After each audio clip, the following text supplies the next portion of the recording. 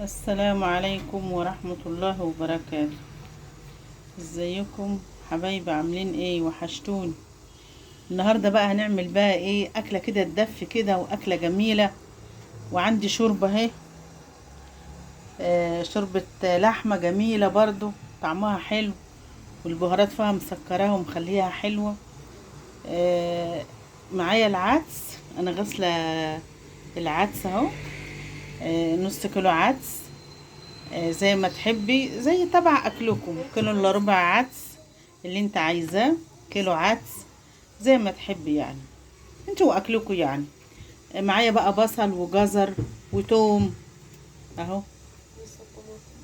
ولسه طماطم هخرطها واجيبها وايه، وده كله هاخده افضيه في قلب الايه.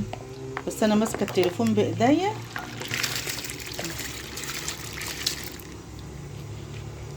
ماشي. هفضي واجيلكوا، هخلص واجيلكوا. خلاص كده، وحطيت الطماطم اهي معاكم. هي بتدي سكارة بس، مش عايزة لون ولا حاجة، بس ومش هحط حاجة تانية الا لما العدس ايه يستوي. لما يستوي العدس هرجع لكم تاني، وانا بضربه في ايه، اضربه في نفس الحلة. يا اما مفيش مكسر عندك، اعملي في الخلاط، بس ايه لازم تسيبيه يبرد الاول. ماشي يا حبايبي، يلا وهرجع لكم تاني. بصوا يا حبايبي، انا طفيت على العدس اهو، استوى. كل ده هتضربيه في الخلاط بقى، سيبيه يبرد شويه. ماشي، شايفين البخار؟ اما باللي هتعمليه بالميكسر او بالهاند بلندر، فايه اعملي اضربي على طول. تعالي، انا بقى ايه هاخده كده. بسم الله الرحمن الرحيم.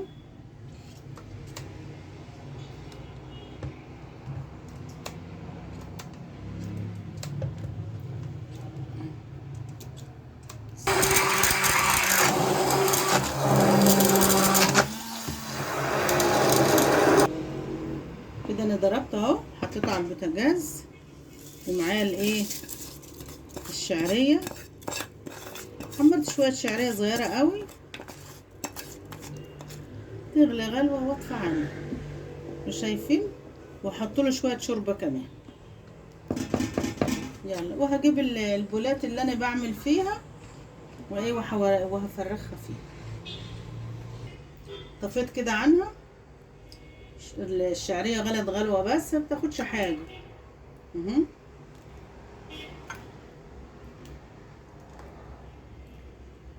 احلى عدس بالليمون، جميل جدا.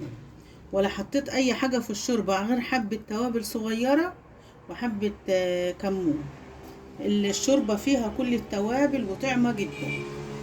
تعالوا بقى كده، ادي ايه مجينا همت الشوربه جميله، شايفين؟ العدس جميل والله، طعم جدا. الشوربه مسكره بصراحه، شايفين؟ جربوا بقى، اسهل طريقه والله، ما خد حاجه سوى العدس، ما فيش، ما تمش الربع ساعه، على طول اوام اوام كان انعمل العدس. ان شاء الله اشتركوا بقى في القناه يا جماعه، واللي مشتركش يشترك، وادونا لايكات، وعشان نعلى بيكم ان شاء الله. وان شاء الله كده نتقابل في فيديو جديد. والسلام عليكم ورحمه الله وبركاته.